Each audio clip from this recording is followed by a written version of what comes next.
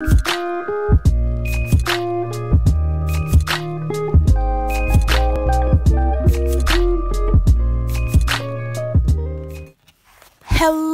my beautiful bunnies, and welcome back to another video. My name is Divine Oval and I'm here once a week.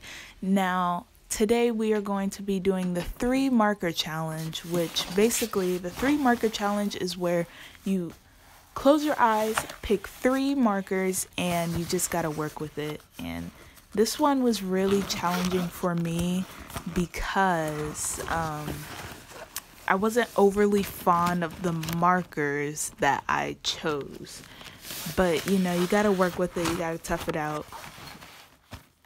Here are our lovely markers, and we're just going to pick one. You just gotta take my word for it. My eyes were closed, and even if they weren't, I wouldn't be able to see.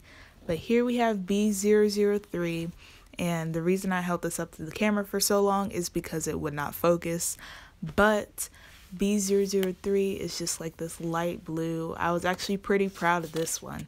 And yeah, our next color is a semi light green, and it's G515. And this one was the one I was like, I don't think I'm going to like this, because yeah. And then the last one, which I sort of struggled to get out, is the Y501. And this is the one I was like, oh no, these colors do not clash. In my opinion, they didn't clash. It wasn't the colors I had in mind. But you know, that's the whole point of this challenge. So,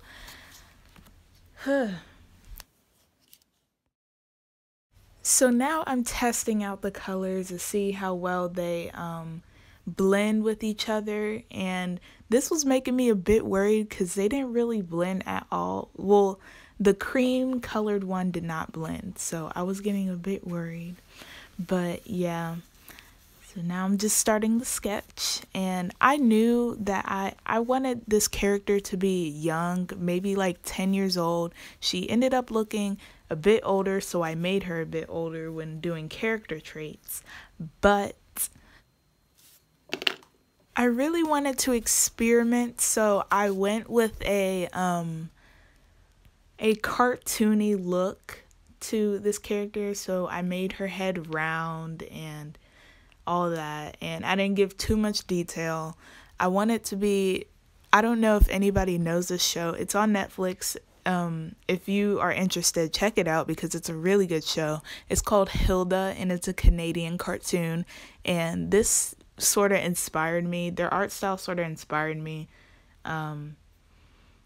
even if it's not completely the same. It was my inspiration. So yeah,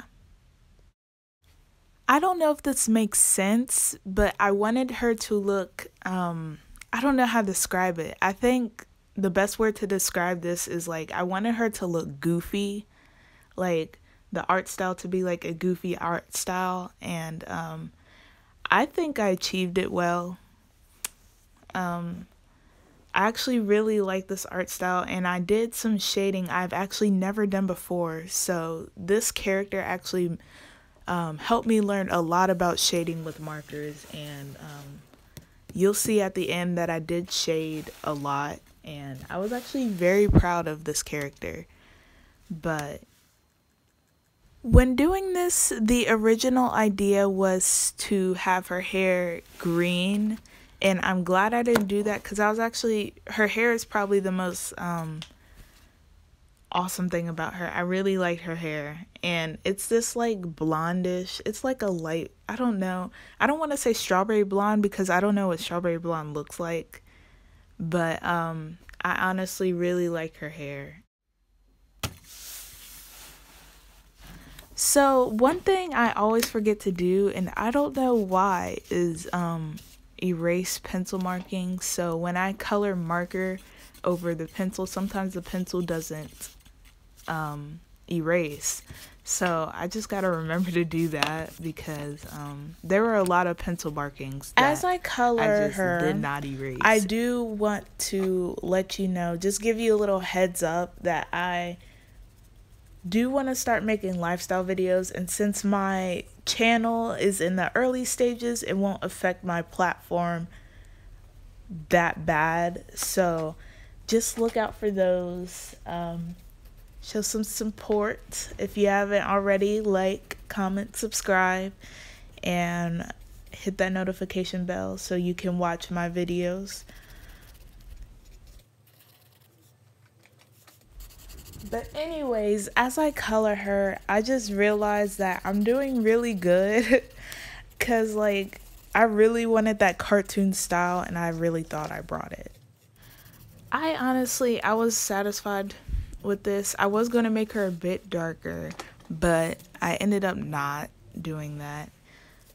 So this was a moment I just dove in and started to shade for like the first time. Like actually good shading for the first time.